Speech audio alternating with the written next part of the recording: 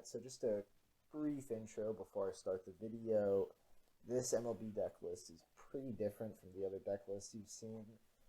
It's kind of an amalgamation of problems I have with the old MLB deck. I think that the old MLB deck is just incredibly linear. And to be fair, linearity is not always a bad thing in a deck. You know, a simple game plan can be incredibly strong. Just look at something like Overlord, right?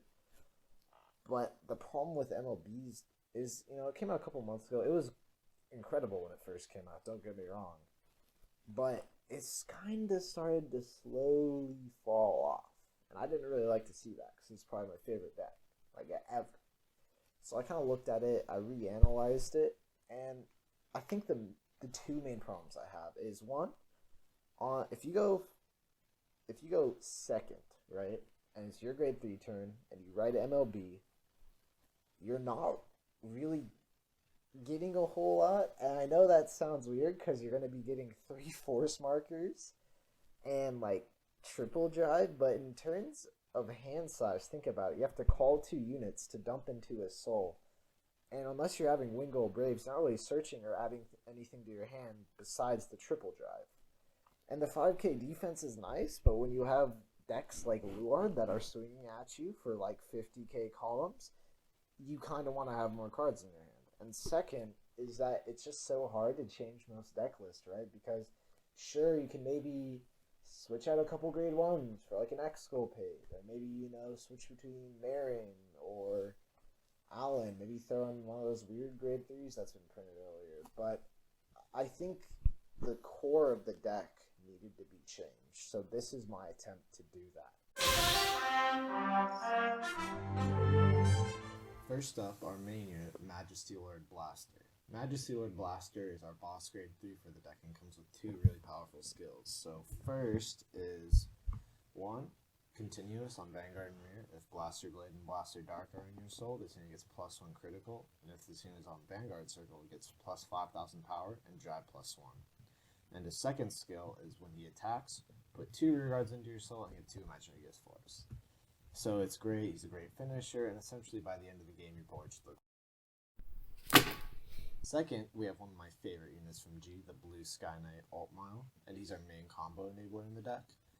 So his first skill is Continuous on Vanguard and Rear. During your turn, if you have no face-up cards in your damage zone, this unit gets +15,000 power. So the whole thing with the Altmile line of support is that having no face-up cards in your damage zone gives them various buffs and special abilities. So for him, it's just a simple power boost, but there's other supporting cards that gain bonuses also from having no face-up damage. And his second skill is what you'll be primarily using him for is Act on Vanguard only, once per turn. Counterblast 1, discard a card from your hand, search your deck for up to 2 grade 2 cards, reveal them, and put them into your hand, and then shuffle your deck. Notice how it says 2 grade 2 cards, not 2 grade 2 units. So that means we're able to search out the order we run in the deck. He's an incredible card, and you definitely want to have 4 of them in the deck. Next we have Blaster Blade. So Blaster Blade is an incredible unit with the skills 1, Continuous on Vanguard Circle. If you have 4 or more rear guards, this unit gets critical +1. And second, Auto on Vanguard and Rear. When he is placed, Counterblast 1, Soul Blast 1, choose one of your opponent's rear guards in the front row and retire it. He's really good. His retire is very nice against decks that really need their rear guards, and he's great on grade 2 turns because in combination with other cards, you can really rush them and put a lot of pressure on with that additional crit. And he's an important part of the Blaster pair alongside Blaster Dark. So Blaster Dark has 2, technically 3 skills. His third skill just allows him to be played in Royal Paladin decks because he's technically a Shadow Paladin. But his first skill is Auto on Vanguard and Rear. When placed, Counterblast 1, your opponent chooses one of his or her rear guards and retires it. So this is still a retire, but this time you're kind of forcing them to choose, which can be nice in some situations because you're able to scope out what units they value more. But it's also not nice because they could just get rid of one of their useless units. Still, not a bad skill to have, but the one you'll probably be using most of the time is Act on Vanguard. If your opponent has no rear guards, discard a card from your hand, and this unit gets +1 drive until the end of the turn. So he's most people's main grade 2 ride target on your grade 2 turn. Personally, I go into Blaster Blade a lot more just because I find myself having the stuff to make the board to get Blaster Blades extra critical. But Twin Drive is incredible on grade 2, and he's an extreme asset to the deck. Next up is arguably the best grade 2 of the deck, Absolute Blade Knight Lyro. His skill is auto on Vanguard and Rear when placed from hand, counterblast 1, suit your deck for up to 1 grade 2 card, call it to an open rearguard circle, and shuffle your deck. If you have no face-up cards in your damage zone, you may pay Soul Blast 1 for this cost.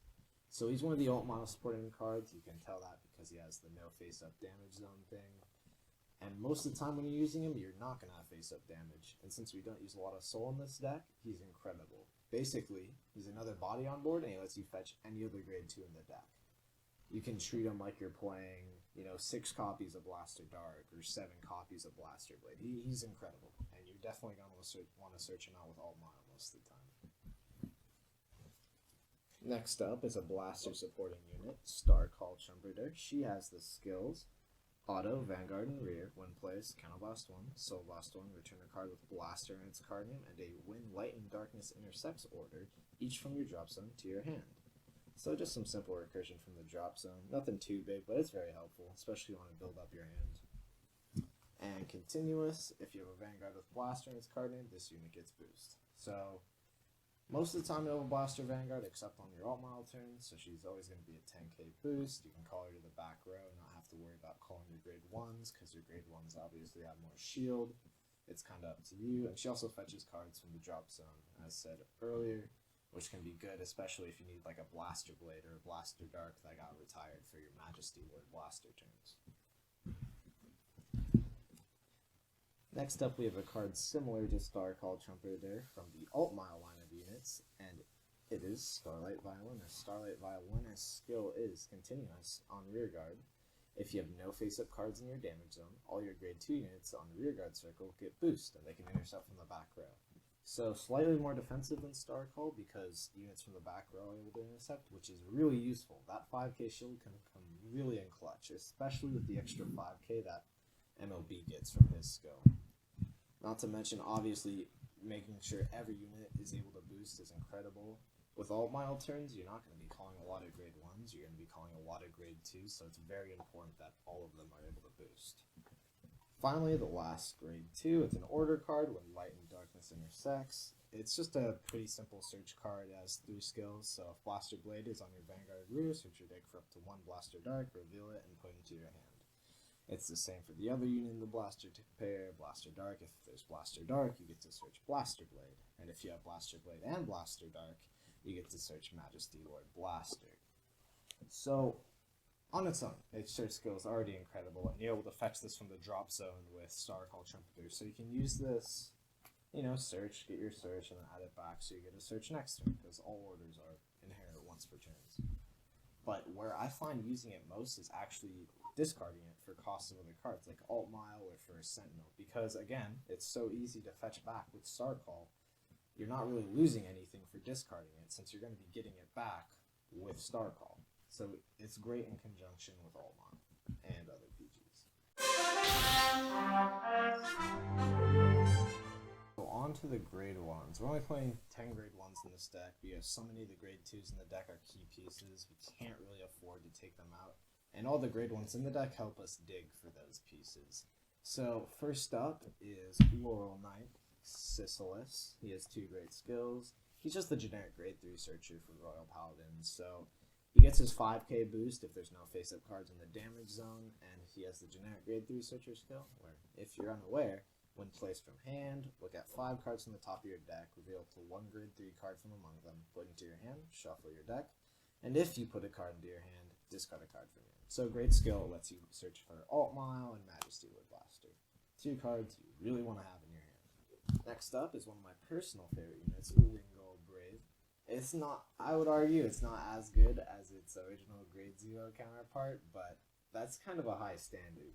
So it has 1 incredible skill on Vanguard and Rear. When its attack or the attack it boosted hits a Vanguard, look at 7 cards from the top of your deck, reveal up to 1 card with Blaster in its card name from among them, put into your hand, and shuffle your deck. So he's an incredible searcher, and since it's an on hit, it can put extreme pressure on the opponent. So if you're setting up your columns right, your opponent's always going to have to be choosing between denying the search or taking a damage.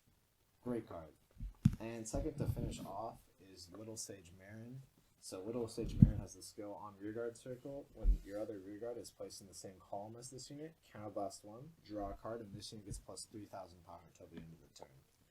So there's another card with a similar skill called Knight Squire Allen, and you kind of have to make the choice if you want to run Marin or Allen in this deck. I run Marin simply because I can place him down and then use it throughout the rest of the game, whereas Allen you can only use once. But with Marin, you kind of have to dedicate Marin to a column, which can mess you up later on in the game.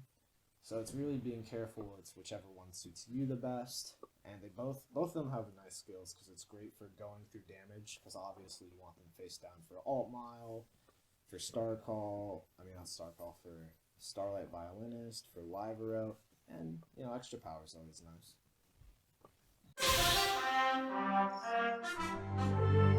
So you're playing a really standard 8 crit, 4 draw, 4 heal. You're already drawing a ton of cards and digging through your deck enough, so you don't need the draw triggers. Plus, you really want the 15k shield you get from the critical triggers in this Force-centric metagame.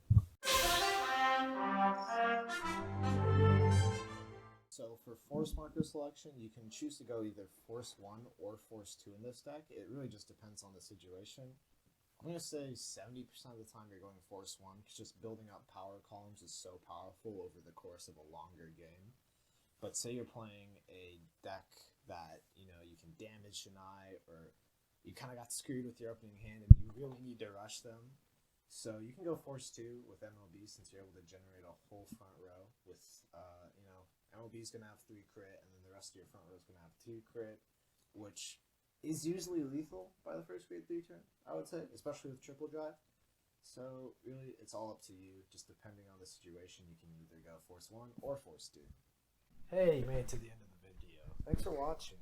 This part's going to be unscripted, so I might ramble on a little bit, but first and foremost, obviously, thanks for watching. This is my first deck profile. I had a lot of fun making it. I had a lot of fun sharing my ideas with you guys. And, if there's anything I do to improve it, please let me know. I'd love to make this better for you. And second, if you guys want me to, I'm thinking of making kind of a combo video for it. I know combos aren't a huge thing in Vanguard. It's more like a Yu-Gi-Oh thing. But I feel when you look at a deck like this, where it's such a weird mix between Majesty, Lord Blaster, and Altmile, it's kind of hard to get an understanding of what plays you can make with a deck like this. So obviously I plan to do that in the future if you guys would like to see it. And I think that's it.